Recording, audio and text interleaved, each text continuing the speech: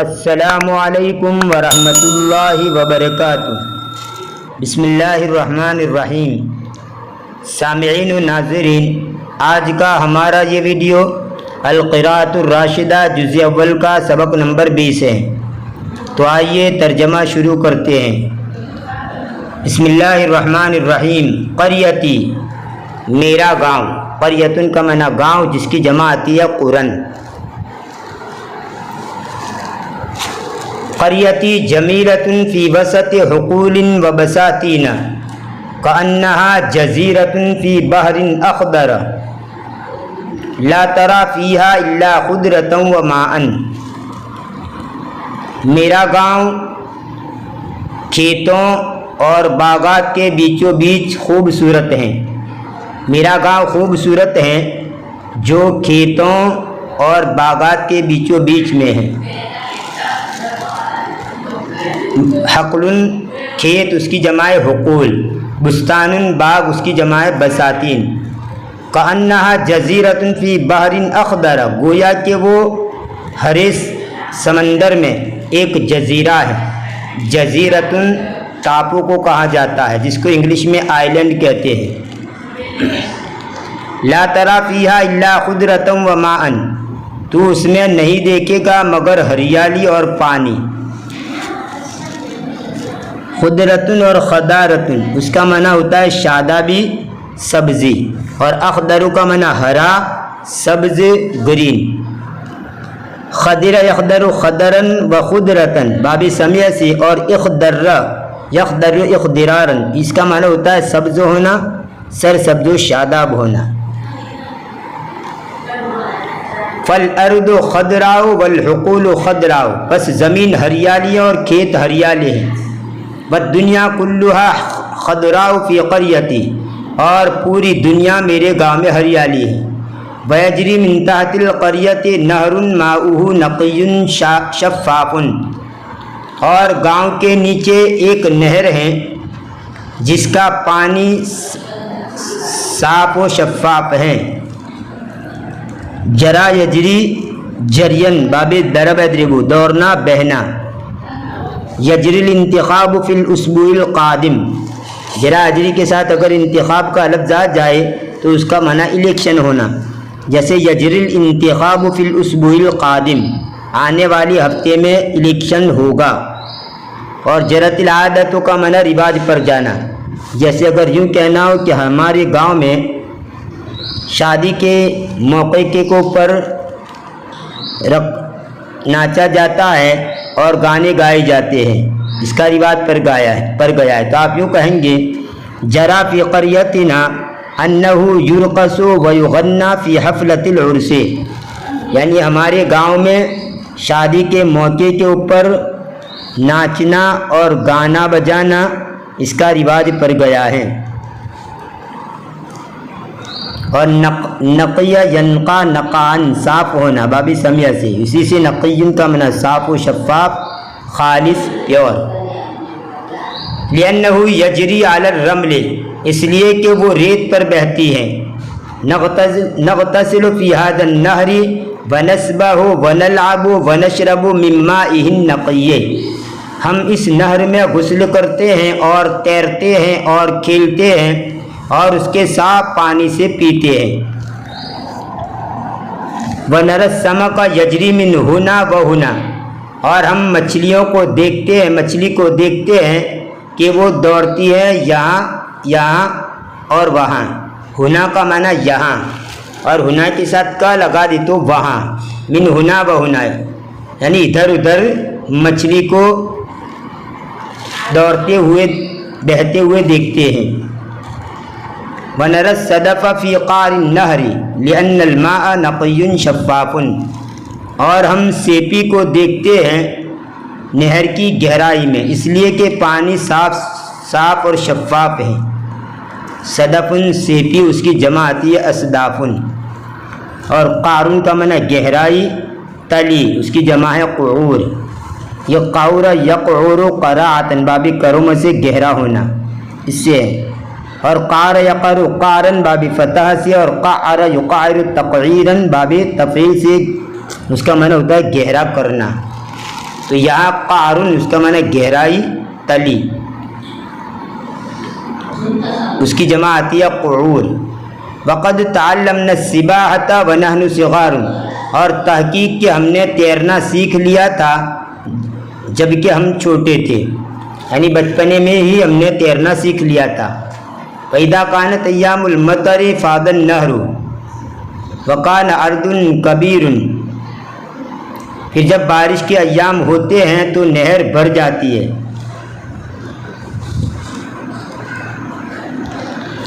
فاد یفید و فیدن، اس کا معنی ہوتا ہے بھرنا، چھلکنا، بہتات ہونا۔ اسی سے فیضن اور فیضان اس کا معنی ہوتا ہے طوفان، بہاؤ یا سیلاب۔ سیلاب کو فیضان اور فیضن کہا جاتا ہے۔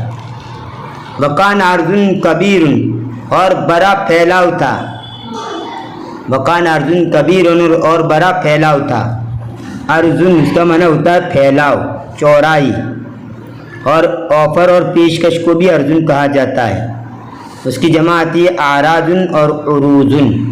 اور اگر ارزن پر ارزن کہا جائے تو اس کا معنی ہوتا ہے آبرو، عزت۔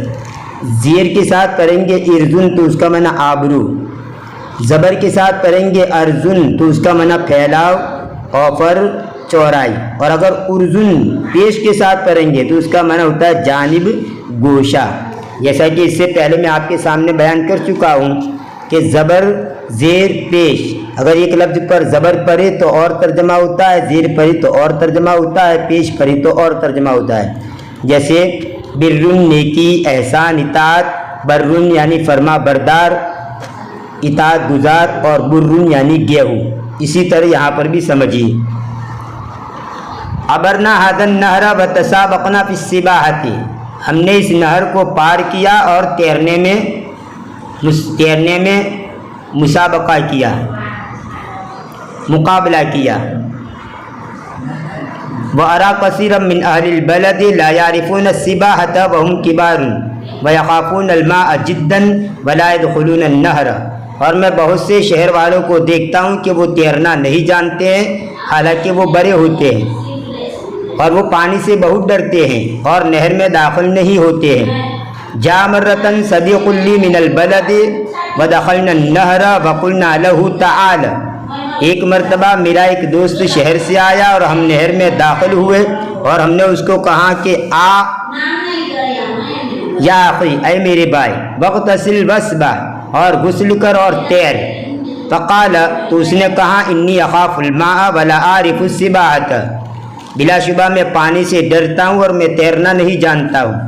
فشجعناہ وقلنا، ہم نے اس کو ہمت دلائی اور ہم نے کہا لا تخف ونحن معک، خوف مت کر، ہم تیرے ساتھ ہیں۔ فتشجع، بس اسے ہمت آ گئی۔ ودخل الماء واراد ان يسبح، اور وہ پانی میں داخل ہوا اور اس نے تیرنے کا ارادہ کیا۔ ولكن ذهب الى القعر، اور لیکن وہ گہرائی کی طرف گیا۔ فاخذنا بيده ورفعناه فخرج وقد شرب الماء، ہم نے اس کے ہاتھ کو پکڑا اور اس کو اٹھایا، پس وہ نکلا اور تحقیق کہ اس نے پانی پی لیا تھا، گہرائی میں گیا تھا جس کی وجہ سے پانی پی چکا تھا۔ وکان یغتسل معنا کل یوم، اور وہ ہمارے ساتھ روزانہ غسل کرتا تھا۔ ویتعلم السباحة حتى تعلمها، اور وہ تیرنا سیکھتا تھا یہاں تک کہ اس نے اس کو سیکھ لیا۔ وعبر النہر فتشجع وعبر مرتين، اور اس نے نہر کو پار کر لیا، پس اسے ہمت آئی اور 2 مرتبہ پار کیا۔ وَإِذَا نَزَلَتْ أَمْطَارٌ كَثِيرَةٌ وَفَاضَ النَّهْرُ أَصْبَحَتْ قَرْيَتِي شِبْهَ جَزِيرَةٍ يُحِيطُ بِهَا الْمَاءُ مِنْ 3 جِهَاتٍ وَتَبْقَى جِهَةٌ وَاحِدَةٌ، اور جب بہت بارش اترتی ہے، بہت بارش ہوتی ہے اور نہر بھر جاتی ہے تو میرا گاؤں ایک ٹاپو کی طرح ہو جاتا ہے جس کو پانی 3 طرف سے گھیر لیتا ہے اور ایک طرف باقی رہتی ہے۔ نذهب منها الى البلد ونشتري الحوائج من السوق، ہم اس سے جاتے ہیں شہر کی طرف، یعنی اس ایک جہت سے جاتے ہیں شہر کی طرف اور بازار سے ضروریات خریدتے ہیں۔ حوائج احتیاجات، حاجیات اور حاجات، سب کا معنی ہوتا ہے ضروریات۔ وفی السنۃ کان فیضان عظیم، اور ایک سال بڑا سیلاب ہوا۔ فاض الماء، پانی بھر گیا۔ ودخل البیوت، اور گھروں میں داخل ہو گیا۔ وخاف الناس الغرق، اور لوگوں کو ڈوبنے کا اندیشہ ہوا، لوگ ڈوبنے سے ڈر گئے۔ وترکنا قریتنا وذهبنا الى البلد ولم نرجع الا بعد شهر، اور ہم نے ہمارے گاؤں کو چھوڑ دیا اور شہر کی طرف چلے گئے اور 1 مہینے کے بعد لوٹے، اور ہم نہیں لوٹے مگر 1 مہینے کے بعد، یعنی 1 مہینے کے بعد لوٹے۔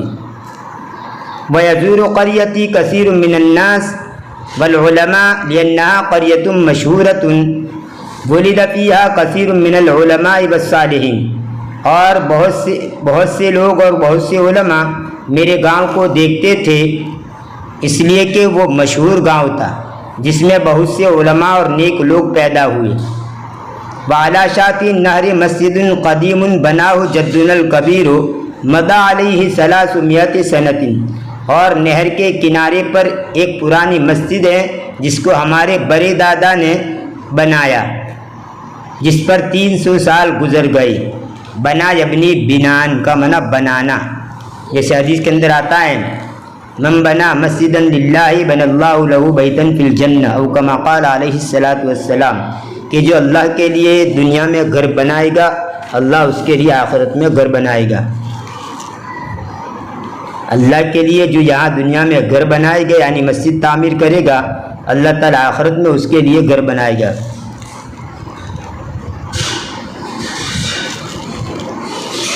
جنت کے اندر اللہ گھر بنائے گا۔